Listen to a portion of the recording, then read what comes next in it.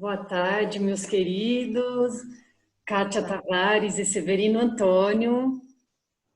Boa tarde, Maria. Tudo bem? Prazer tê-los aqui conosco, né? Nessa entrevista de hoje, nesse bate-papo com foco na educação, né? Então, antes de mais nada, gostaria de apresentá-los para quem não conhece. A Kátia, ela é mãe de 3 filhos, avó da Helena, casada há 39 anos já com Severino Antônio, e a sua história profissional se compõe de múltiplas travessias, né? Hoje trabalha como aconselhadora biográfica, psicopedagoga, dirige a Tessituras, assessoria e consultoria em educação, ministra palestras, cursos, oficinas sobre educação e desenvolvimento humano. E é autora, junto com Severino Antônio, de A Poética da Infância, Conversas com quem educa crianças, Uma pedagogia poética para as crianças e o Quase. Então, Kátia, seja muito bem-vinda. Obrigada, Maria. Valeria. E Severino Antônio, ele que é doutor em educação pela Unicamp, já se dedica há mais de 40 anos ao ensino de redação e leitura, filosofia da educação, literatura, além de trabalhar com formação de educadores e encontros com famílias e comunidades. É também conselheiro do Instituto Alana, no projeto Prioridade Absoluta, a Criança em Primeiro Lugar. É conselheiro do Instituto Rubem Alves. Foi orador principal na tarde dedicada ao tema O Futuro da Educação no Brasil, na Brasil Conference em Harvard e MIT, em Boston, nos Estados Unidos. Participou como especialista do filme documentário da série O Começo da Vida, dirigido por Stella Renner. É palestrante do ciclo Educar Hoje, do Sesc São Paulo, a importância da escuta. E participou também recentemente, né, do Café Filosófico da TV Cultura, Instituto CPFL. Então, bom, 2 pessoas de enorme e riquíssima experiência na área de educação para conversarem aqui conosco hoje. Bom, então, a gente vai conversar hoje sobre educação, mas, logicamente, no contexto do que a gente está vivendo hoje, né? Então, algumas considerações, né, para a gente ir para a primeira pergunta, assim, a gente está vivendo num momento em que o futuro imediato, ele está muito incerto, por conta da pandemia, né? A gente não sabe o que vai acontecer nas próximas semanas, meses, até talvez no próximo ano, né? A gente também vive num contexto de incerteza a médio prazo, embora eu acho que nem todo mundo está tão ciente dessa incerteza, mas que é a incerteza trazida pela crise socioambiental, né, que nos coloca desafios que vão ser cada vez maiores também, né. A gente também vive uma sociedade muito desigual, né, e que alcançou um grau de desenvolvimento científico e tecnológico muito alto, mas que às vezes a gente olha para o todo e a gente percebe que não há como um todo, não há um desenvolvimento ético no mesmo grau, né? E, enfim, tendo isso em vista, né, eu queria ir para a pergunta que é a seguinte: em um dos livros do Severino, tem uma passagem que eu gostei muito, o livro A Irmandade de Todas as Coisas, né? Tem uma passagem que, falando da ética, você traz, Severino, a questão de que alguns problemas éticos, eles são permanentes e geram perguntas como essa que eu achei tão pertinente para o que a gente está vivendo, né? Que princípios estão presentes nas escolhas que fazemos para constituir o presente e para criar a vida futura? Então, trazendo essa pergunta para o momento que a gente está vivendo, eu queria que vocês falassem um pouco para a gente, assim, de que princípios seriam necessários hoje, né, para a construção de um mundo menos desigual, com menos violência, mais justo para todos. E no contexto da educação, né, como educar as crianças desde pequenas para que elas possam seguir princípios que lhes permitam, né, desenvolver uma ética baseada na empatia, no cuidado com os outros, né, buscando um mundo menos desigual. Tá bom. Maria, esse livro é muito querido para nós, muito caro, viu? E uma das grandes alegrias que a gente teve nesses anos foi o dia em que eu levei esse livro para o Cabeto, lá no Como. E ele foi um leitor como nenhum outro. Esse livro, ele já está publicado há mais de 10 anos, esgotado já há muitos anos. Ele não teve um leitor tão significativo e que fizesse uma leitura tão bonita e tão intensa como que o Cabeto fez. Viu? Isso renovou o livro, fez o livro renascer para nós, tanto que nós gostaríamos muito de fazer uma nova edição, sabe? Kátia tem falado muito disso, e esse encontro com você, ele nos animou mais de ainda. vez nos animou a fazer uma nova edição. E olhando o livro, olhando nas suas palavras, no seu texto, eu fico vendo que, embora ele tenha sido publicado há quase 11 anos, ele está muito contemporâneo.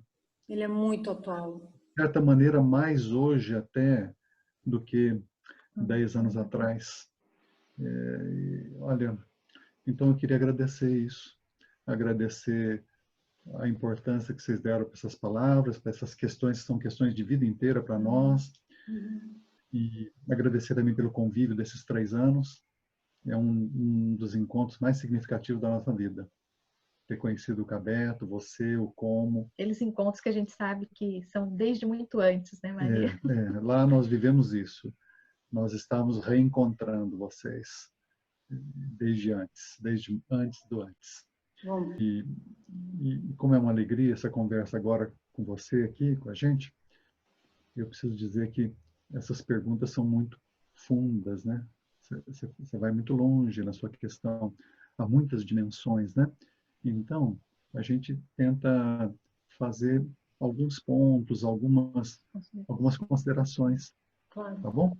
Claro, eu queria lembrar um pressuposto importante que às vezes é esquecido. Sempre, para educar, todo o processo educativo tem um pressuposto, que é uma visão de homem, de ser humano, uma concepção de mundo. Não existe educação sem isso, Maria. Isso precisa ser sempre relembrado, porque na prática dos dias vai sendo esquecido. Não existe educação no sentido genuíno de educação, né? Não adestramento, não, né? Essas coisas que passam pelo nome de educação. Mas educação mesmo, como formação humana, sempre tem uma visão de ser humano. Mesmo que a pessoa não saiba. Mesmo que a gente não saiba, mesmo que a gente não tenha consciência clara, mesmo que as escolas não tenham isso claramente, mas há ali uma questão essencial. Que ser humano estamos formando, ajudando a formar? Que sociedade estamos ajudando a constituir? Que mundo estamos ajudando a engendrar? Todos os educadores, todos nós que trabalhamos com educação dentro das escolas e fora das escolas, não podemos nos esquecer dessa questão primordial. Qual é a contribuição, né, desse trabalho para a formação humana e da sociedade e da humanidade inteira? Então, essa é uma questão vital, né? É um pressuposto vital. E a própria palavra educação, eu sempre gosto com a Kátia, nos encontros que a gente faz, muitos encontros, né? Em escola, com família, com comunidades. A Kátia fala um modo bonito, encontros entre educadores. Ela criou essa categoria, não com, mas entre, né? A gente sempre relembra que educar, até na palavra educar, educação, está inscrita essa significação funda, permanente. Educar é conduzir a criança na vida, na sociedade, né? Na cultura, na história. Conduzir. Não é adestrar, não é manipular, não é formatar, é orientar a criança para a sua entrada no mundo da cultura, da sociedade, da história. E, ao mesmo tempo, a palavrinha educar diz diretamente isso. Extrair, desenvolver, tirar de dentro para fora. Nós não podemos esquecer isso, né? Vamos orientar e vamos ajudar a criança a tirar de dentro para fora suas possibilidades, suas potencialidades humanas, né? Tantas coisas que ela tem dentro de si para vir a ser. Hoje, nesse mundo e nesse momento histórico que a gente está vivendo, mais do que antes, muito mais do que em outras épocas históricas, é preciso lembrar que há questões assim vitais na educação e nessa formação humana. Dentre elas, essa formação que a gente tem chamado historicamente de humanista. Se nós queremos formar seres humanos, né, desde as crianças, como você bem observou, para que elas possam ajudar a criação de um mundo mais humano, com mais beleza, mais liberdade, um mundo mais solidário, nós precisamos saber que na educação da sua inteligência, né, da inteligência dessas crianças, na educação da sensibilidade, que é essencial, né, educar a sensibilidade, educar os sentimentos, é preciso levar em conta a questão ética. A questão ética é permanente. Hoje, além de ser, né, a mesma questão permanente, hoje é vital, é uma questão vital para a própria sobrevivência da vida na Terra, nessa crise civilizatória em que nós estamos. E nesse livrinho e na vida inteira, nós temos sempre proposto que agora precisa ser uma ética claramente, conscientemente voltada para a empatia, para o encontro humano, para tentar se colocar junto com o outro, viver com o outro, sentir com o outro. Essa empatia pode nos salvar da violência, da desumanidade, da crueldade. Essa empatia, daqui a pouquinho a Kátia vai falar isso, a criança tem naturalmente.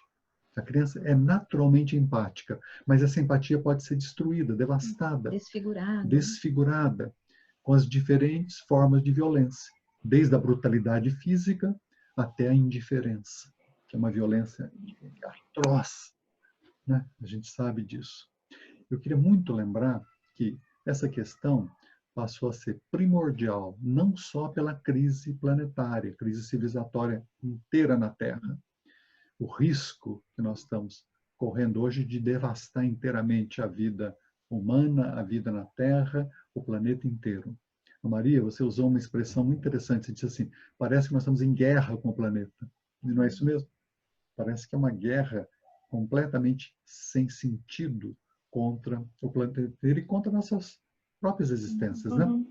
Agora, é muito importante lembrar que além dessa necessidade de vida, de sobrevivência e de criar uma vida em que nós possamos nos reconhecer mais humanamente e nos reconhecer uns nos outros e uns com os outros e uns aos outros, essa ética de empatia vem também de uma nova concepção que emergiu da própria ciência. É importante falar isso. Através do século XX inteiro. Esse é o livrinho, né? Esse é o livrinho que você falou. Muito do livrinho é isso. A própria ciência, as ciências da natureza, a física, a biologia, mostraram que o mundo todo mundo, orgânico e não orgânico, né?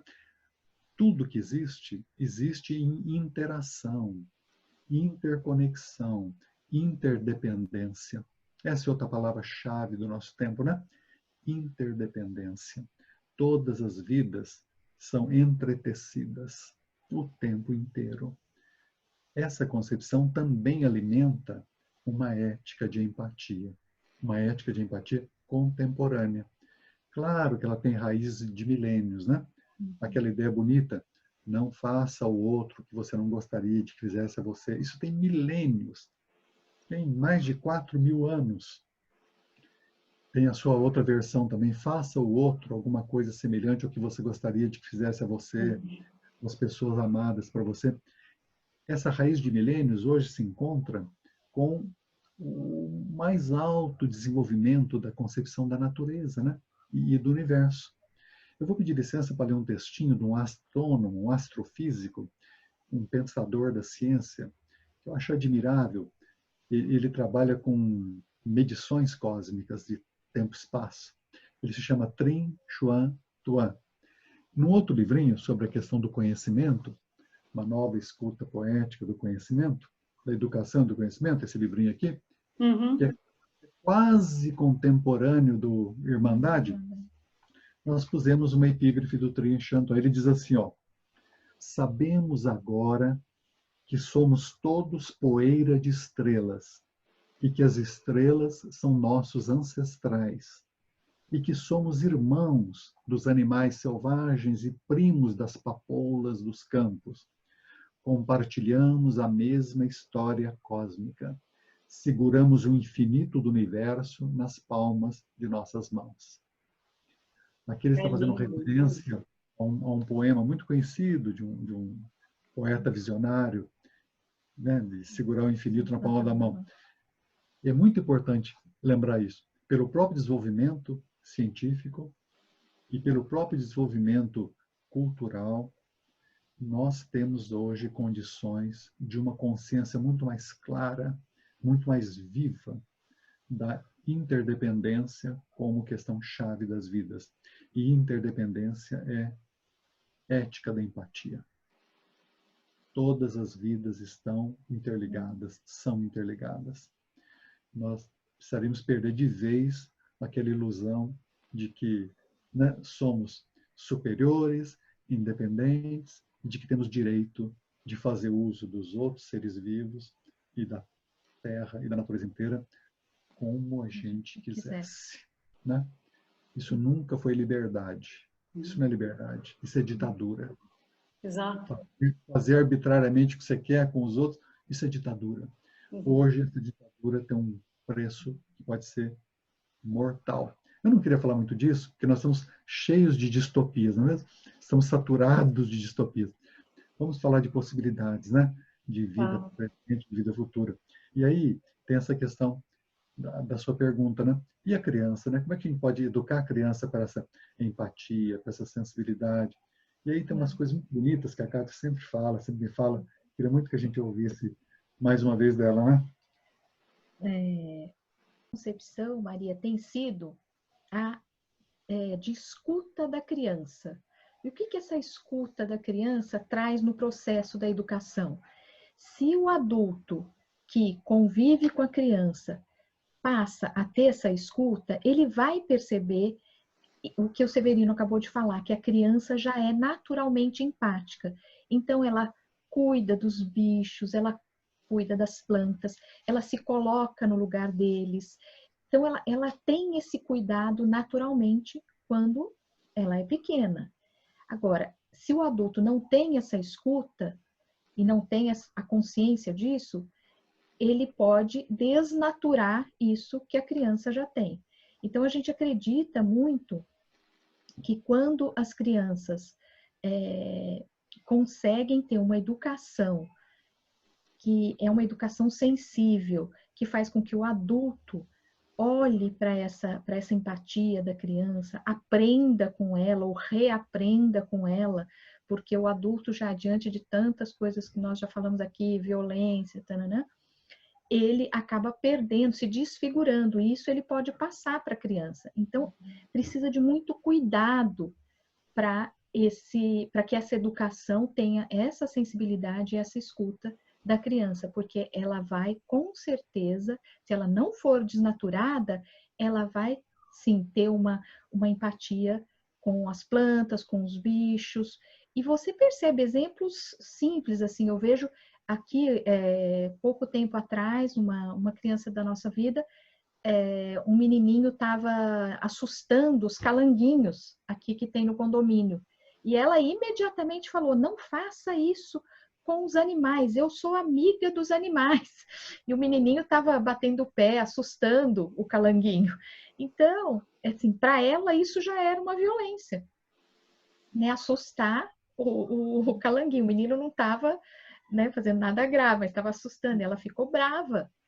Então, isso é um exemplo de quando as crianças são cuidadas, são escutadas, né, na sua empatia, na sua reverência pela vida, que eles têm naturalmente, essa desfiguração é muito mais difícil de acontecer. Tem exemplos muito bons, né? Que se podia dar. Vamos lembrar um com a Maria, com as outras pessoas, de empatia e de cuidado. Estou aqui pensando no exemplo da Joaninha, no Tem um exemplo exemplo da que Casa das Rosas, né? é essa ideia de cultivar, porque mesmo quando as crianças já estão um pouquinho mais velhas, é impressionante quando você coloca para elas a importância do cuidado com a natureza, e aí é com as plantas, com os bichos, não importa, com a natureza toda, até com as pedrinhas. Elas, elas gostam disso, parece que está na alminha delas. Então, mesmo que elas não tenham essa educação, a gente percebe como isso bate fundo nelas. Eu trabalho num projeto social que, que as crianças, né, estão com uma série já de desfigurações. Mas na hora que a gente propôs, elas foram pegar acerola no pé de acerola. E a gente falou, olha, tem que ter cuidado com o pé, tem que pedir para ele, falar, avisar que nós vamos pegar a acerola, tem que ir com todo cuidado no galho, porque nesse galho pode ter um bichinho, o galho pode ser machucado. Né? É impressionante como eles acolhem isso. E imediatamente, crianças de 8, 9, 10, 11 anos, que antes pegavam, puxava o galho, de repente começam a cuidar, fazer de forma E diferente. crianças que já foram muito violentadas, né? Pois Já é, sofreram muitas violências. muitas. Mesmo assim, não é? Mesmo assim, O isso que você bate conta é fundo. impressionante, né? A forma como elas cuidam das plantinhas, dos bichinhos que aparecem, o tatu-bola que elas veem na terra, é muito bonito de ver. Então, nós acreditamos muito nisso, né, Severino? Porque quando você cultiva isso, a criança tem isso, nós adultos também temos, mas se formos desfigurados, a gente tem que retomar e cultivar isso no outro, né? E aí não importa se é criança, se é adulto, a gente acredita que é possível, mesmo com dificuldades. E um outro exemplo que o Severino gosta que a gente conte é o da Joaninha, né? Aquele que a criança ficou tomando conta de uma joaninha que ela achou no meio de um calçadão de cidade Com grande, com milhares e milhares milhares de de pessoas pessoas passando. passando, e ela enxergou uma joaninha e ficou cuidando da joaninha, apresentando a joaninha, aliás, apresentando a cidade para a joaninha, e falando, conversando com a joaninha, e cuidou assim com o maior zelo dessa joaninha por 5 horas. Então, esses exemplos mostram como a criança é empática com qualquer bicho, com qualquer planta, com qualquer animal. A gente precisa ter essa escuta e cultivar isso. E quando a criança já estiver com alguns aspectos de desfiguração, a gente precisa retomar. E é impressionante, enquanto criança, elas retomam de uma forma muito mais rápida do que a gente imagina.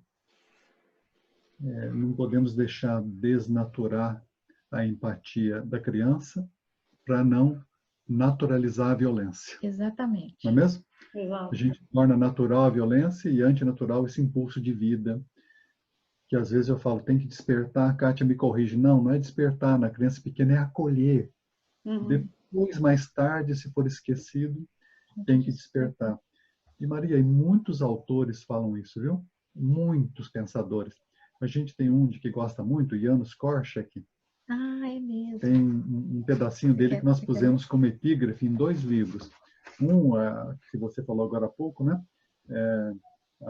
A poética da infância, né? Conversa com as crianças, fala explicitamente disso. A gente queria pedir licença para ler. Claro, por favor. Um textinho muito bonito de um livro Porque chamado, vai falar o nome do livro também? A Poética da Não, Infância. Qual livro? o livro, O livro do o Janusz livro do Korczak. Korczak, né? Como Amar uma Criança. Ele diz assim, Maria, o clarividente espírito democrático da criança não conhece hierarquias. Ela sofre por igual diante do suor derramado pelo operário, da fome de um companheiro, da miséria de um cavalo de carga, do suplício de uma galinha degolada. Não é isso? Isso aqui é de 100 anos atrás. Ele está falando de crianças na Polônia, de um orfanato. Qualquer criança é assim. O cachorro e o pássaro são seus iguais. Ó. A borboleta e a flor, suas amigas. A pedra e a conchinha revelam-se suas irmãs. Um dos grandes educadores do século XX, um médico que se dedicou para a educação, e esse livro é essencial. Como Amar uma Criança. Fizemos várias homenagens para ele, tanto nesse livro, A Poética da Infância, como em outros, né? E nos encontros que a gente faz, sempre levamos muitas considerações dele sobre a educação da infância, inclusive sobre os direitos da infância. Ele é o grande pioneiro no Ocidente dos direitos da criança, viu, Maria? Ele fez o primeiro manifesto dos direitos universais da infância, mais de 100 anos atrás. O Severino gosta de falar, a gente precisa largar as margens, né? É como a arte faz com a vida, larga as margens da nossa vida, né? E tem também, Maria, outra questão assim que é dramática, né? Que é a distância entre esses ideais, essas teorias e a prática cotidiana, né? Nós precisamos diminuir essa distância, né? Precisamos alargar as margens, né? Dessas concepções de empatia e de vida compartilhada e, ao mesmo tempo, né? Diminuir a distância entre o que a gente fala e o que a gente faz. Não é mesmo? Isso é outra questão fundamental. É um exercício cotidiano, né, Maria, isso? Exato. Um exercício E o adulto precisa fazer cotidianamente.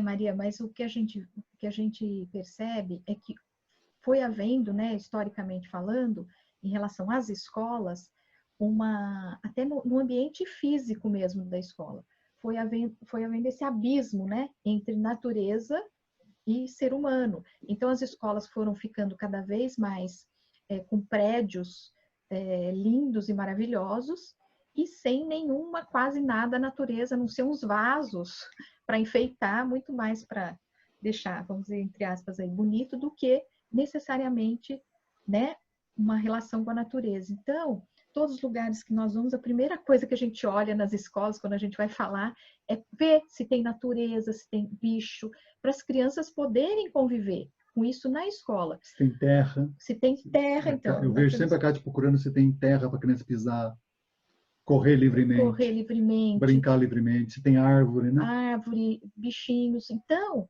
se naquela escola, ela pode ser uma escola linda fisicamente, eles fazem até projetos maravilhosos relacionados à questão ambiental, só que não tem árvore, não tem bicho, não tem planta.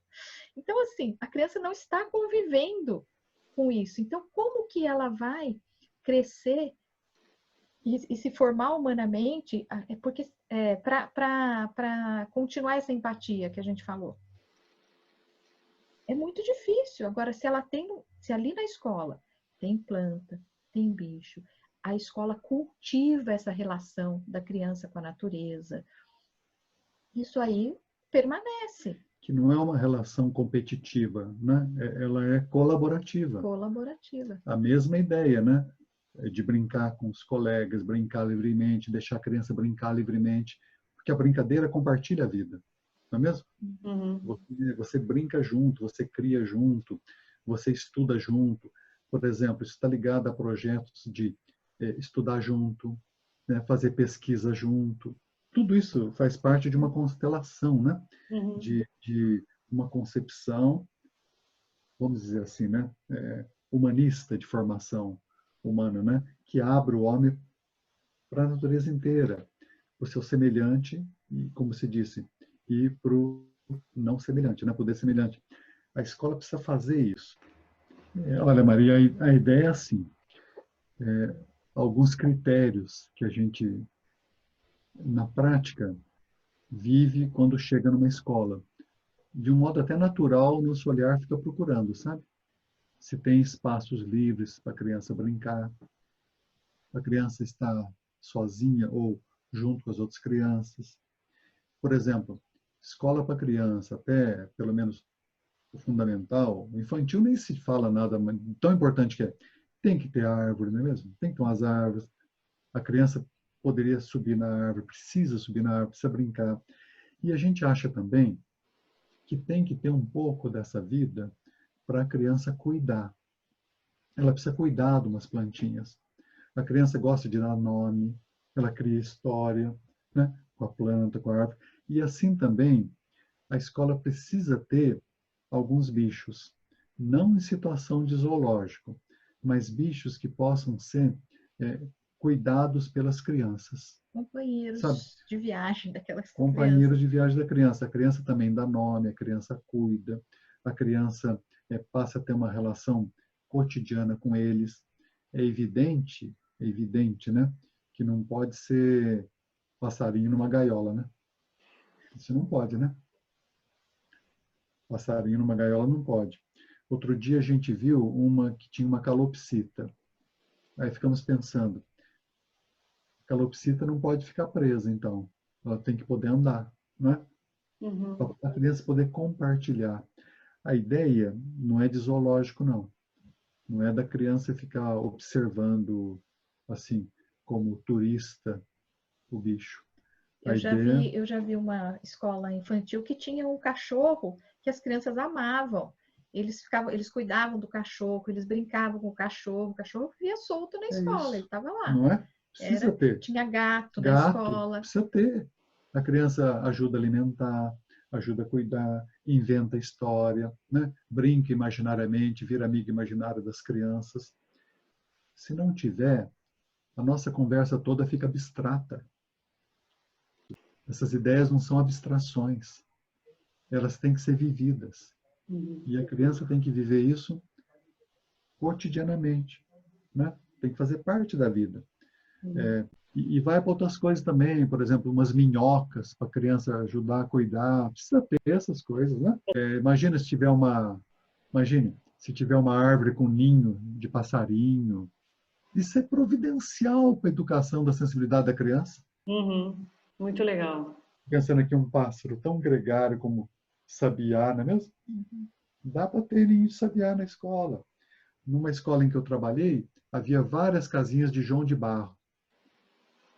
Todos os dias, quando os alunos chegavam, eu perguntava se eles já tinham olhado a casa de João de Barro.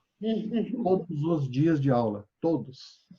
É nesse sentido, porque a criança aprende muito mais pelo que ela faz e pelo que ela vê de exemplo. A Cátia sempre me fala isso, né? A criança pequena, muito fortemente, e depois isso vai diminuindo, mas ela continua aprendendo, por exemplo. Continua. Então, mesmo as crianças lá, os jovens, né, eles o tempo todo, eles observam os professores, eles são muito atentos à questão da verdade, os jovens. Então, se o professor fala uma coisa e faz outras, ele acha estranho. Uhum. Ele acha estranho. Então, precisa ser cultivado essa empatia, essa reverência pela vida, que as crianças e os jovens vão observar no adulto. Se o adulto, eles percebem que aquele adulto, que aquele professor que está ali com ele, ou que aquela escola, ela não só tem uma concepção teórica, mas também as pessoas praticam, tentam o máximo possível, erram ou não conseguem muitas vezes, mas percebe que isso é o que as pessoas acreditam e tentam fazer, né, Maria? Uhum. E sabe, Maria, eu fico pensando assim, ter uma consciência mais clara hoje da interdependência de todas as vidas é um grande ganho histórico. É importante isso, sabe? Agora, não basta, né? Não. Não basta. De jeito nenhum. Mas é uma grande contribuição, isso é patrimônio da vida, sabe? Essa consciência tão nítida, tão clara. Observe, Maria, que mesmo as pessoas que fazem práticas de devastação não assumem, disfarçam. Você já observou? Muitas vezes, práticas de devastação vêm com uma conversa de preservação, porque essas pessoas sabem que a preservação virou um valor da consciência contemporânea. Uhum. Isso é muito importante, mas não é suficiente de modo algum. E não pode ser mentido, né? Não pode ser destruído por uma prática que não tem nada a ver com isso. E aí um paradoxo, Maria, um paradoxo. Isso é uma construção também de história de vida, que a Cátia falou, né? Isso é construção de vida de cada um, né? Isso é difícil, é aos poucos, a gente luta por isso. As instituições também, elas têm que aprender historicamente a fazer isso. Por outro lado, não dá muito tempo, não é mesmo? Não há muito tempo. Não há tempo. Nós estamos num dilema, né? Precisamos de tempo histórico, mas não dá muito tempo. Nós estamos devastando demais, né? Nós não podemos perder a urgência desse momento histórico, né? É uma grande Exatamente. urgência. Nós vivemos nesse dilema também, viu? Nesse sentido que eu fico pensando, mas é muito mais um desejo meu do que um achar que vai acontecer de verdade, né? Eu fico pensando se tem várias coisas, desde o sentido de urgência até a percepção da fragilidade da vida, da importância da interconexão de tudo. Eu fico pensando como essa pandemia que a gente está vivendo poderia ser poderia nos dar um enorme aprendizado em relação a tudo isso, né? A urgência, que no caso da pandemia pode ser questão de dias, no caso dessa interconexão planetária é uma questão de alguns anos. A gente está logo ali, né? A interconexão é a mesma. As mesmas interconexões que fizeram acontecer essa pandemia são as que vão trazer outros problemas. As mesmas. E aí eu fico vendo, eu estou fugindo um pouco do nosso combinado de conversa, mas assim... Não, mas é o tema, né? Estamos no tema, continuamos no tema. Eu fico vendo assim que as pessoas têm expectativa de que a pandemia passe para elas voltarem exatamente à mesma vida que elas tinham antes. E eu penso que se a gente voltar exatamente para a mesma vida que a gente tinha antes, a gente não aprendeu nada, porque aquela vida estava extremamente equivocada, né? Essa vida de viver para o consumo, viver para o trabalho, não ter tempo de convivência, não ter tempo de contemplação, ter as prioridades invertidas, o dinheiro vale mais do que o tempo, do que as pessoas, do que...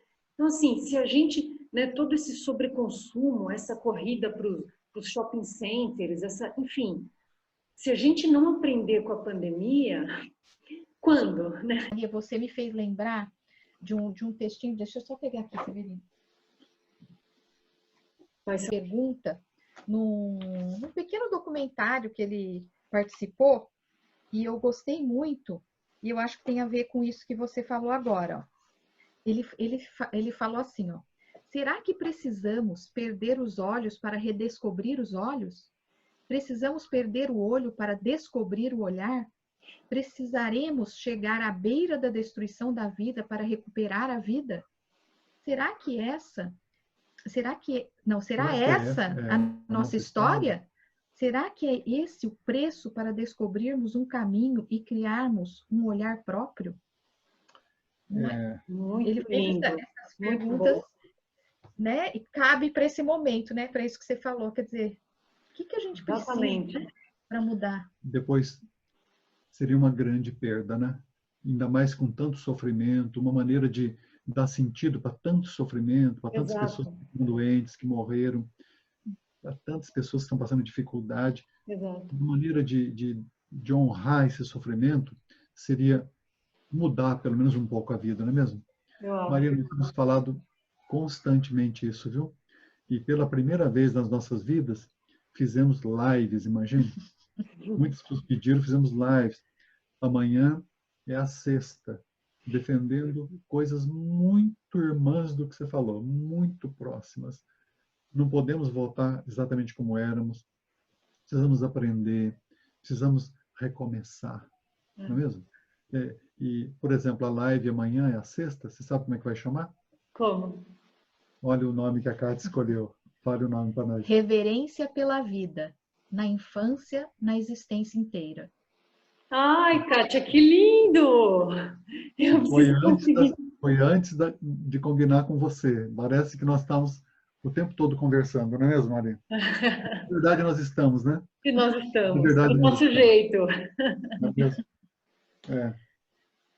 Queria conhecer uma escola que tenha uma concepção, essa concepção, vamos dizer, ampla, humanista, né? Que atenta não só aos seres humanos, mas a todos os seres vivos.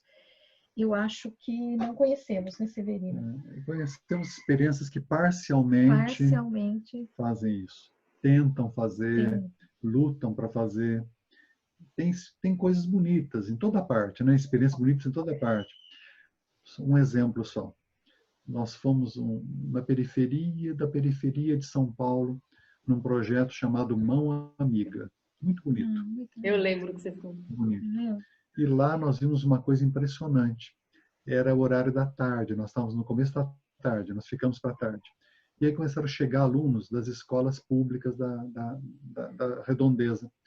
Os alunos do segundo ano do colégio, do ensino médio, vendo as outras escolas que não tinham um projeto como o deles, Mão Amiga, fizeram o quê? Convidaram os colegas das outras escolas públicas para dar aula. E nós vimos os meninos, as meninas dando aula, os colegas da escola pública. Uma coisa linda, lá linda. É uma escola, uma associação. Uma né? associação. Sem fins É, lucrativos. uma associação. Só que eles têm vagas limitadas, então nem todo mundo lá no bairro consegue, né, as vagas. Então eles ajudam. Imagina, dando aula de matemática, história, inglês. E os próprios alunos e as próprias alunas, iniciativa deles. Isso foi uma coisa muito bela que a gente viu, viu? Muito legal. Isso está em toda parte, Maria. Assim, a procura e os ensaios estão em toda parte. Precisaríamos fazer com que isso pudesse predominar, como você falou, né? Esse é o nosso, né, intento, né? Ajudar que isso aí possa predominar. Sim. Muitas experiências, né? Há escolas interessantes em toda parte. Muitas delas tentam, chegam um pouco mais perto disso. Mas ainda acho que nós não poderíamos falar uma assim que a gente pudesse dar um nome, acho que ainda não. Ainda não. Espero que esse ainda não seja muito comprido, né? Em todo caso, essa busca, como dizia o Galeano, né, é o que nos ajuda a caminhar, né? Essa utopia de encontrar a escola perfeita é o que nos faz dar um passo de cada vez, né? E ajudar a essa escola ser constituída, ser feita, ser construída, né? Essa escola perfeita, né? Não é mesmo? E eu acho, Maria, eu penso que isso será feito também a partir de pequenas coisas, dentro da própria escola, entendeu? Essa construção, uma elaboração de coisas pequenas até chegar no grande, assim que eu imagino. Então, essa escola que a gente citou, Mão Amiga, elas têm um trabalho lá também com a natureza, nós vimos, né, Severino? Mas, assim, lógico, né? Tem muitas dificuldades.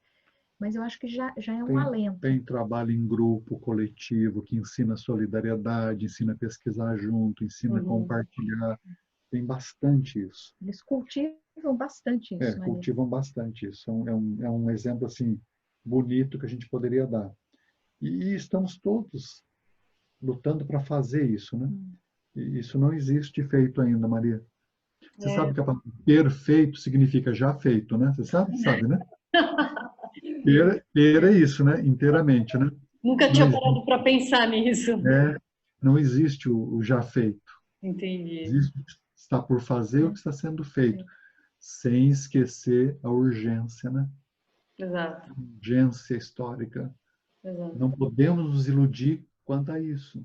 É uma necessidade muito premente.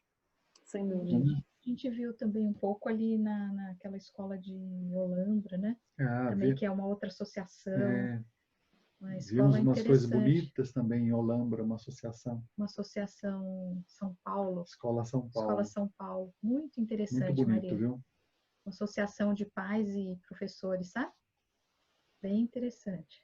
E vemos pessoas, sabe, Maria, em todo lugar, que compartilham dessas nossas angústias e esperanças. Estou pensando aqui em Poços de Caldas. Pessoas muito, muito bonitas e comprometidas com isso, viu? Eles têm um grupo lá que fazem um trabalho de formação, de psicologia transpessoal, formação holística, né? De base. Mas eles são pessoas irmãs dessa conversa, viu? Do que você está falando, do que a gente está tentando falar, viu? Então tem em toda parte, isso está no mundo inteiro, viu? Que legal. Acho que talvez um dos grandes desafios realmente é conseguir universalizar. Universalizar também já é muito, mas assim, expandir um pouco mais. Expandir um pouco mais. Essas experiências precisam se conhecer umas às outras. Precisam saber que não estão abandonadas, que não estão abandonadas em si mesmas. Esse é um trabalho importantíssimo, né? É saber que você não está sozinho. E precisa também momentos, encontros, para que essas pessoas e essas comunidades possam se conhecer umas às outras. Essas entrevistas que você está fazendo é um exemplo disso, não é? Assim espero. E a gente espera isso também, viu? Assim espero. Mesmo. E aí lembrei do Eduardo Galeano, de novo, que a gente colocou aquela frase dele nesse livrinho, A Poética da Infância, que ele fala, muita gente pequena, em lugares pequenos, fazendo coisas pequenas, pode mudar o mundo. Mas acho que não, Severo, acho que a gente falou tudo, né? Não sei. Você pensa em alguma coisa? Não, pensei para você ler algum textinho, que nem o da Minhoca, por exemplo. Qual da Minhoca? O da Irmandade aí daqui. Um textinho para acabar que tem a ver com isso, Maria. Tá ótimo. O da Minhoquinha. Não tem tudo a ver? Verdade. Aí. O livrinho e chama Empatia ainda, imagina. Chama Empatia. Perfeito. Então eu vou ler um conto que o Severino recriou de uma história que aconteceu com umas crianças, com 2 meninas, filhas de amigos nossos. É bem pequenininho, né? São quase uns microcontos, né? E chama Empatia.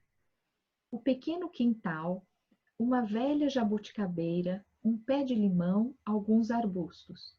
Era uma floresta para as irmãs gêmeas que tinham quase 3 anos de idade. A tarde estava brusca, o céu com sombras de inverno.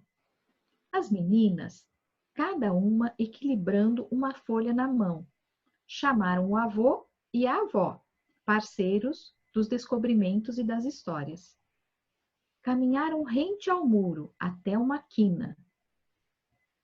Pediram ajuda para fazer uma mínima cabana. Com delicadeza, desajeitadamente, colocaram o telhadinho folha. É para a Minhoca que mora ali. É para a Minhoca não ficar com frio de noite. As crianças ainda pertencem ao mundo, ainda não se separaram dele. Têm admiração e empatia, pressentem a irmandade de todas as coisas. Ai, que lindo! Sofia, para Helena, para José Geraldo e para a Cláudia. Muito lindo! Amei! Foi um belíssimo fechamento para essa conversa. Tudo a ver, né? Legal. Tudo a ver. Maria, obrigado, viu? Muitíssimo obrigada.